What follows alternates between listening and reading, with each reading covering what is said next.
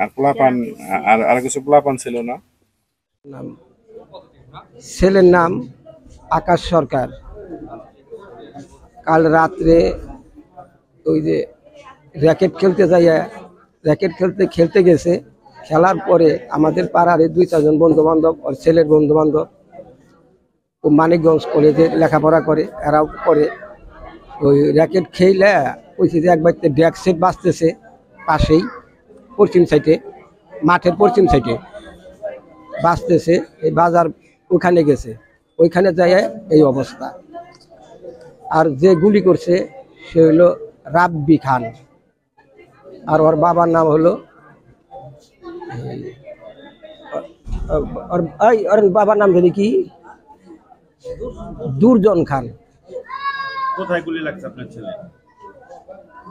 এইখানে। কি করে আপনার ছেলে? লেখাপড়া করে। কোন ক্লাসে? এবার অনার্সে পড়তেছে দেবেন্দ্র কলেজে। কোন কলেজ? আমার নাম হলো জুনিরানী সরকার। আমি বাবা জানি ওই জায়গায় হেনা খারাইছে, ওই জায়গায় হে খারাইছে, ঠস করে একটা শব্দ হয়েছে। আমি আবার কমেছি কি এই জি বাস বানছে না, ওদের শব্দ হয়েছে নাকি আমি বুঝে হারি নেই কে।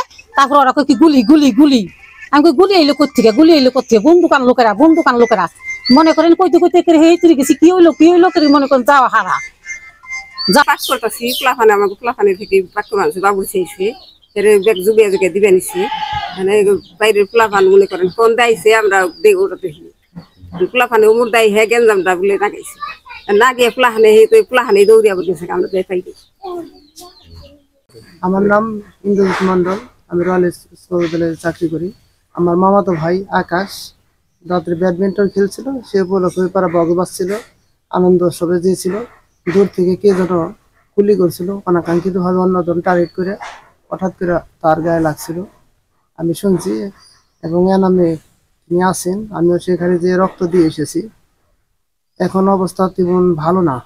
ডাক্তার বলছে যে তার লো প্রেশার, হাই প্রেশার না হলে তার অপারেশন করা যাবে না। এখন খুব চিন্তার মধ্যে আছি আমরা, কি করব বুঝতে পারতাছি না। আমার নাম মোহাম্মদ সামির আলী।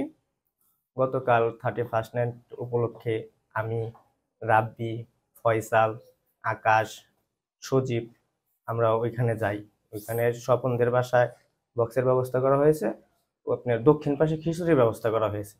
তো আমরা ওই স্বপনের বাসার ওইখানে একটা ঘুষির মাছা আছে, ওইখানে যে আমরা দাঁড়াতে সাথে সাথে একটা গান বাজনা থাকে, ওই গান বাজনার সাথে আমরা তালাতালি নাচানাচি করতে থাকি।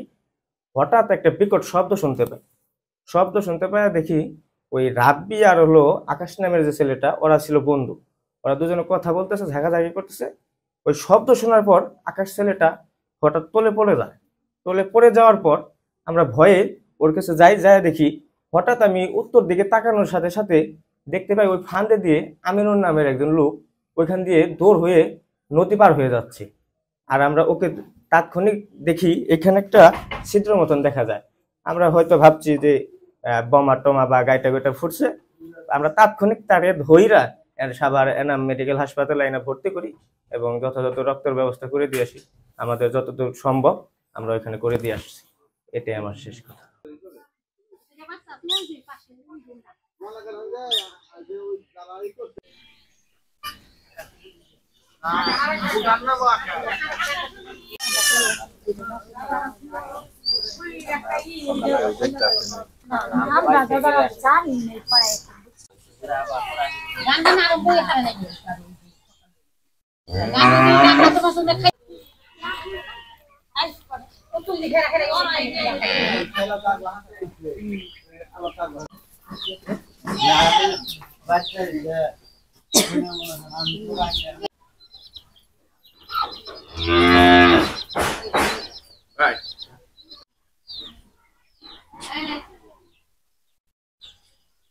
মাছটা থাকতে